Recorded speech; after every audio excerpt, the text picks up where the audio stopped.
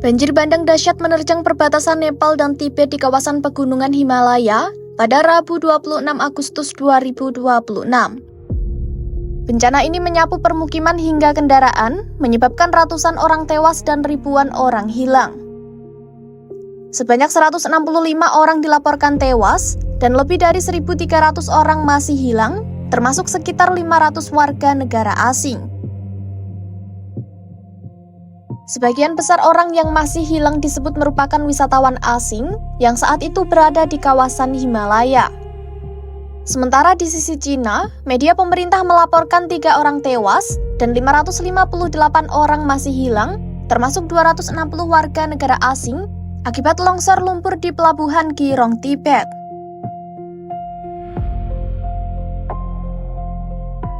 Tim penyelamat masih menyisiri wilayah yang tertutup lumpur dan material longsor untuk mencari korban yang mungkin masih selamat.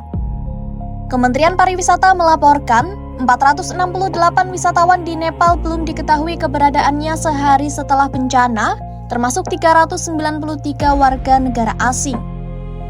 Pemerintah Nepal sendiri belum menyampaikan angka pasti mengenai warga lokal yang masih hilang. Sedangkan di wilayah Tibet, otoritas setempat melaporkan 558 orang masih belum ditemukan.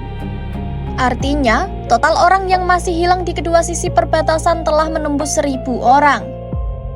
Warga asing yang dilaporkan hilang antara lain berasal dari India, Australia, Inggris, Malaysia, Belanda, Portugal, Afrika Selatan, Korea Selatan, dan Amerika Serikat.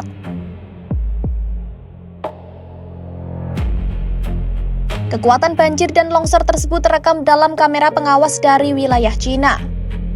Dalam rekaman, terlihat dinding besar berisi lumpur dan material longsor menerjang sebuah bangunan bertingkat. Puluhan orang tampak berusaha menyelamatkan diri saat arus deras menyapu kendaraan dan bangunan di sekitarnya.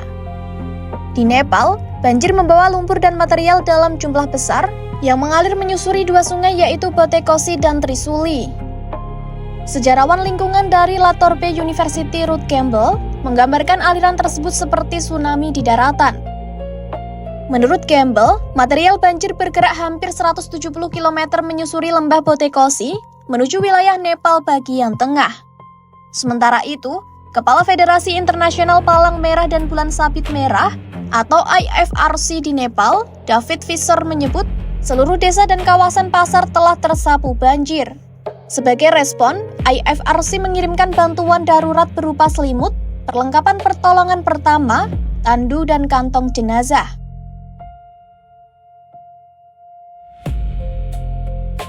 Melansir CNN, runtuhnya gletser pada hari Rabu itu begitu dahsyat sehingga awalnya Badan Survei Geologi AS atau USGS melaporkannya sebagai gempa bumi berkekuatan 4,4 skala Richter.